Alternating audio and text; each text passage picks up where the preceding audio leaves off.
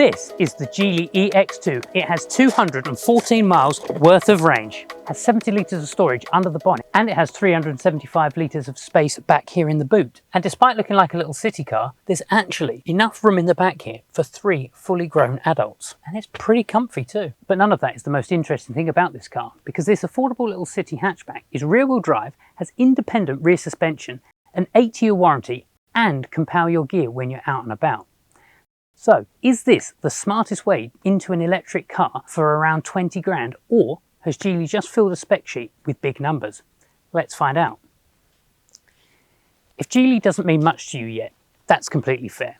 It's a pretty new name here in the British roads. The EX2 is Geely's 3rd model, and it's the smallest, sitting under the EX5 electric SUV and the Starry EMI plug-in hybrid. This isn't an unproven product optimistically landing completely blind though. In China, it's sold as the Xingyuan, which is the country's best-selling car in 2025, with more than 450,000 of them sold. There are 3 UK trims. You've got Pro, Max and Ultra, ranging from just under 21,000 to going up to 25,500, plunging the EX2 straight into one of the most competitive corners of the whole car market, not just the electric one. We'll get into the rivals a little bit later because there are some real strong contenders. But if you're new here on the Rivervale channel, then I'm Ben, and we regularly review some of the latest cars to hit the UK streets. So be sure to subscribe so you don't miss our future vehicle reviews.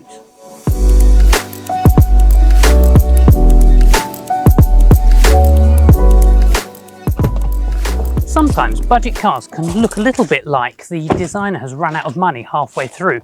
This one has proper identity. Rounded and friendly, smiley face with feather style headlights and door handles that sit semi-flush with the bodywork. It's 4.1 metres long, 1.8 metres wide and just shy of 1.6 metres tall. The number that actually matters though is the wheelbase at 2.6 metres.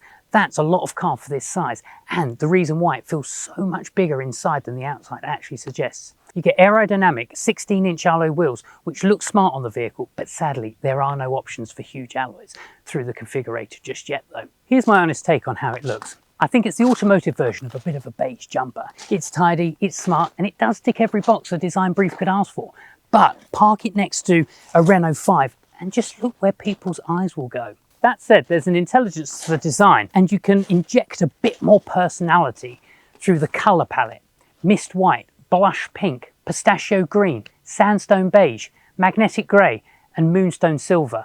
Blush pink and pistachio green in particular do a very good job of lifting it beyond being that beige jumper first impression. However, can I just say that when you see the beige on the online configurator, it doesn't look great. It looks a bit like a prosthetic leg, but actually see it in the flesh, it actually does come to life that little bit more and looks a lot classier than you might expect. Something quite unexpected at this price point, the EX2 is rear-wheel drive. The motor sits at the back, McPherson struts up front, an independent multi-link suspension at the rear. That's the sort of layout you'd expect to find on something of a much higher price point. But don't get carried away. This isn't the little pocket rocket you might be expecting, but putting the drive at the back allows the front wheels to focus on steering and helps to create a turning circle of just under 5 metres. I noticed it immediately when I was at the UK launch in central London. 3-point turns are basically non-existent, as you can simply just pull a UE. For something built to live in the city, that might matter more day to day than a 0 to 62 time. Let's get the numbers out of the way, because they won't take long. Pro has an 82 PS 60 kilowatt motor and does 0 to 62 in 14.2 seconds. Max and Ultra get 116 PS from the 85 kilowatt motor, cutting that to 11.5 seconds. Top speed is 81 miles across the range. So no, it's not fast, and honestly, I don't think that even matters. Every EV seems to be chasing supercar acceleration right now. The EX2 just needs to get around town, join a motorway and hold its own in traffic. Here is where the EX2 really does earn its price tag. The 14.6-inch central screen is enormous for a car of around £20,000. It's full HD and there's an 8.8-inch driver display behind the wheel too. The software is Geely's Fly Me Auto. You get wireless Apple CarPlay and Android Auto, online navigation and over-the-air updates, and built-in Spotify, Audible, Amazon Music and TuneIn. There's a native voice assistant that can handle navigation, climate and even the windows. Hey Geely, open driver's window. Fitting a big screen is easy. Making the software genuinely pleasant to live with is much harder. The screen itself is quick to respond and the icons are big enough to hit when on the move, so the basics work fine. Let's see how easy it is to turn things like the ADAS, alert and driver speed limit warnings off. Well, with the latest software update, Geely had this drive setup button right in the center of the screen, so as soon as you get in, you hit the button and click save and activate. That'll then say we're going to turn things like the lane keeping assist, driver state detection and speed limit alert off. Click confirm and that's all off. Hey presto, nice and easy. At £20,990, I'm not expecting Audi level materials. What actually matters is whether it feels cheap or just inexpensive. Those two things aren't the same. Synthetic leather upholstery is standard even on the Pro, and Geely UK lists electronically adjustable front seats as standard across the range. Here's the honest bit. Above the waistline, it's fine. This is all nice soft touch materials and it looks very smart. This gloss back trim will show every fingerprint. The seats are comfortable, although there is no base angle adjustment or lumbar support on the driver's seat. But overall, it is very comfortable. Some of the lower down plastic trims are just a little hard and plasticky, but they don't feel awful to live with. Now, can we take a minute just to talk about what the space is actually like here in the back? Because this car is more like a C-segment SUV in terms of this rear space. I'm 5'11". The seat is where I was to drive it, and I've still got room in front of me, unlike a lot of hatchbacks and city runarounds.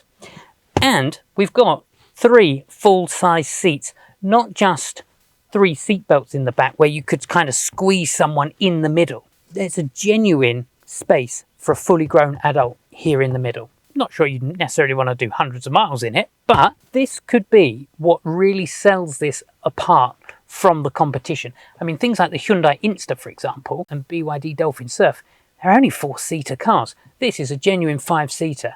Geely has gone slightly mad here. There are 36 different storage compartments in this car. Let's try and find some of them. Rather than the glove box, we've got a massive slide-out drawer, massive centre console, little storage here, cup holders here, phone here, huge one under here. Oh. Big deep door pockets on both sides, additional storage across the top here, more in here, down here, in the back here, got one in here, and then under the seat there's enough room to keep your shoes or toys, whatever. Massive 375 litre boot, and then 70 litre frunk. We get 375 litres with the seats up, and when the seats are folded down, 1,320 litres. For context, a Renault 5 gives you 326 litres and a Dolphin Surf from BYD gives you 345 maximum. The Geely beats both before you've even counted the frunk.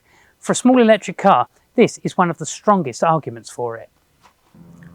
2 batteries are available. The Pro runs a 35.35 kilowatt-hour usable LFP battery for up to 155 miles of WLTP range. The Max and Ultra step that up to a 47.14 kilowatt-hour usable LFP battery for up to 214 miles. That isn't spectacular in 2026. The Hyundai Insta on the long-range battery can officially manage 229, and Renault 5 stretches to 252 on its biggest battery. But let's be real, most people aren't driving 250 miles a day. If your life is commuting, the school run, shopping and the gym, a smaller battery means you're not actually paying for it and lugging around another 20 to 30 kilowatt hour battery that you rarely ever touch. Geely claims around 4 miles per kilowatt hour. That's the figure worth paying more attention to, because what matters isn't how far it went on a lab cycle, it's whether it fits your actual life. What is super cool is that the vehicle to load comes as standard across the whole range. It lets you take power back out of the battery to run other things, up to 3.3 kilowatts. Like here, we're out camping with this coffee machine. We just fancied a little pick-me-up. On a car of this price, that's a really genuinely useful feature rather than a marketing box tick exercise. The bigger battery accepts up to 80 kilowatt DC charging.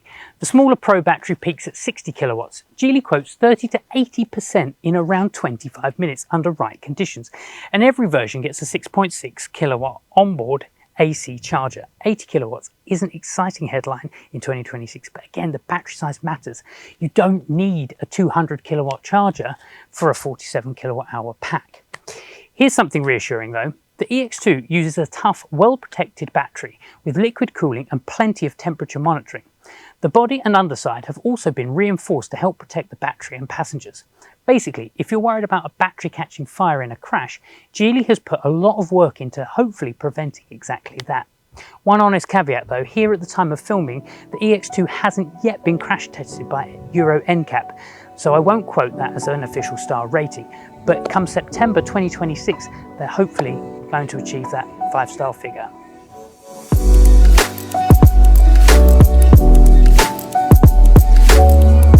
So having spent some time behind the wheel of the EX2 now, I can quite confidently say I think this car is absolutely superb in urban environments. When I was driving this in central London recently, I thought it was fantastic. It was so easy. When you're sitting here at 40 miles per hour like we are right now, it's very pleasant indeed to drive. Get up to speed a little bit and it still feels very planted. I think this car is quite a good all-rounder. Now, because of the suspension setup, it's very, very smooth, but doesn't feel overly floaty like some other cars do. And I like that. I like a car that feels quite planted. That's because I prefer more of a sporty feel to the car. And sporty, unfortunately, this thing is not. Even with foot flat to the floor, it's not an instant power delivery like you may have come to expect with other electric cars, but it's still very good, and day-to-day driving, it's lovely. When I got in this for the first time, everything felt familiar, even though I'd never been in it before. Everything made sense. And that for me is one of the biggest things with a car. So one of the biggest complaints, I guess, from UK motorists is the advanced driver assistance systems. So things like the bing bing you're speeding, or bing bing you're too close, or bing bing you're going over a white line. You know, generally that's fine, but when you're in the countryside and the lanes are narrower and you have to touch the line, or you want to overtake a cyclist and you go to overtake the cyclist, hit the white line, it then pulls you back in, you nearly knock the cyclist flying. Frustrating. But Geely created a one-button press to disable all those systems when you get into the vehicle, which just goes to show that these new manufacturers do pay attention, which is just great. The steering is actually very positive. It's not overly light, which is great. I don't like light steering. I prefer a much stiffer steering, so I feel like I'm actually driving the car. So being an electric car, naturally it's very quiet anyway. The soundproofing and dampening around the car is brilliant, I have to say. There's no real external noise factors. I'm not hearing any wind noise, even when sort of sitting up at 60 miles an hour. There are 16 mounting points around the car which do also help reduce vibration and cut noise. And I have to say, it's very pleasant indeed to drive this car. Go, foot flat to the floor. Very, very, very slow on that uptake. Yeah, foot is still flat to the floor right now. There we go, we hit 60. Definitely not going to be pulling the skin off any rice puddings with this, but it's not what this car's for. Like the look of this car? Head to rivervale.co.uk to check out the latest contract hire and lease deals available on this and many other makes and models. Browse offers, filter by budget, and see what's in stock for quick delivery. You can tweak your mileage, add optional extras, view the full spec, and price it up in seconds. rivervale.co.uk.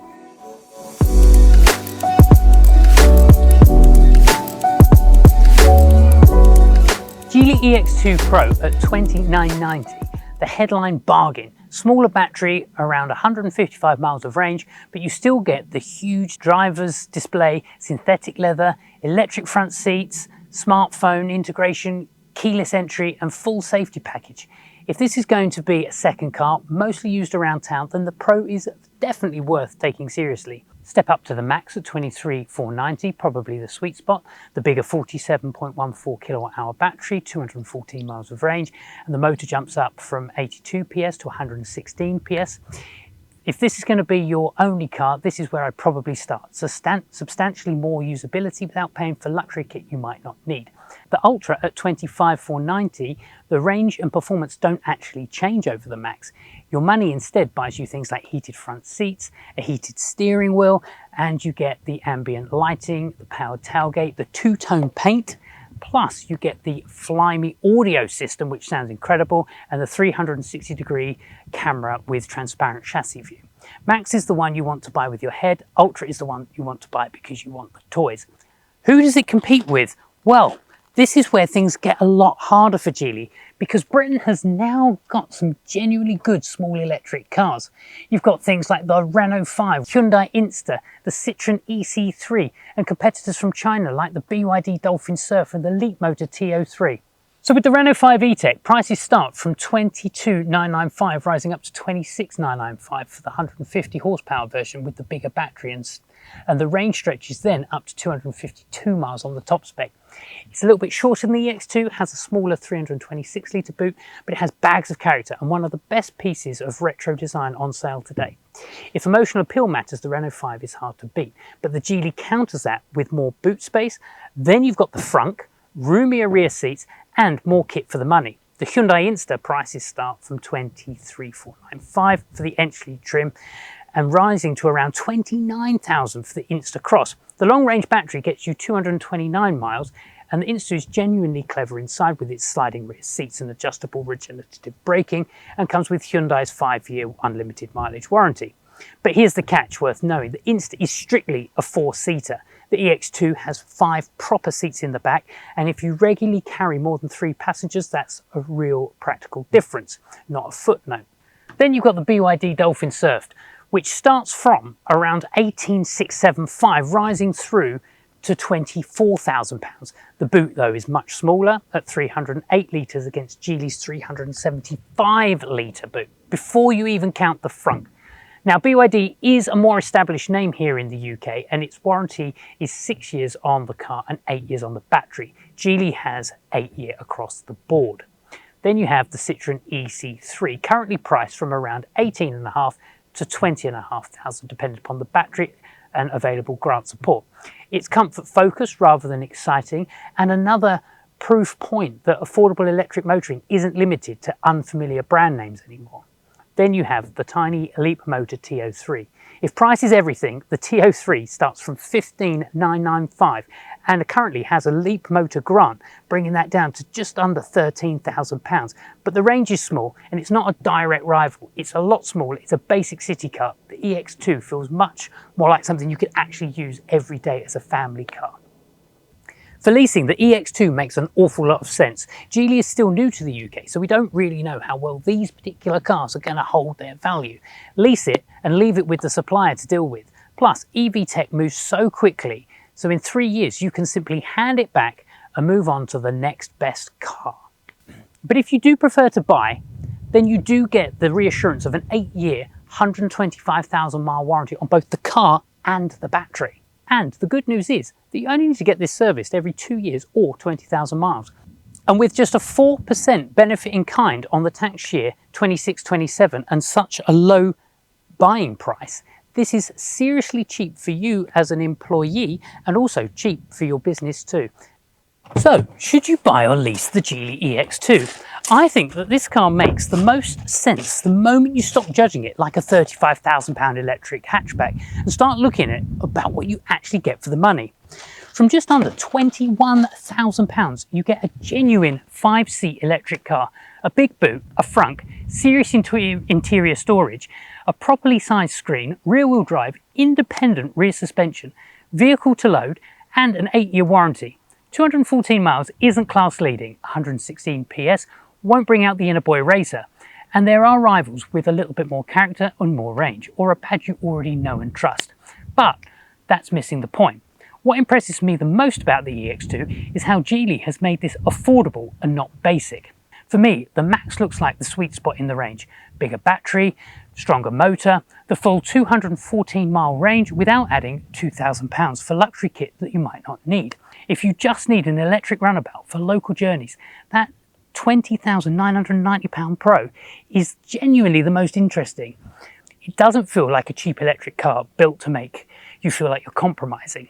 It feels like a proper small car that just happens to be cheap. If this helped, hit subscribe. There's plenty more new metal coming to the Rivervale channel. And if you're weighing up against the EX2, against the Renault 5, the Hyundai Insta or the BYD Dolphin Surf or something else, please drop it in the comments below. Thank you so much for watching. Hope to see you in the next one.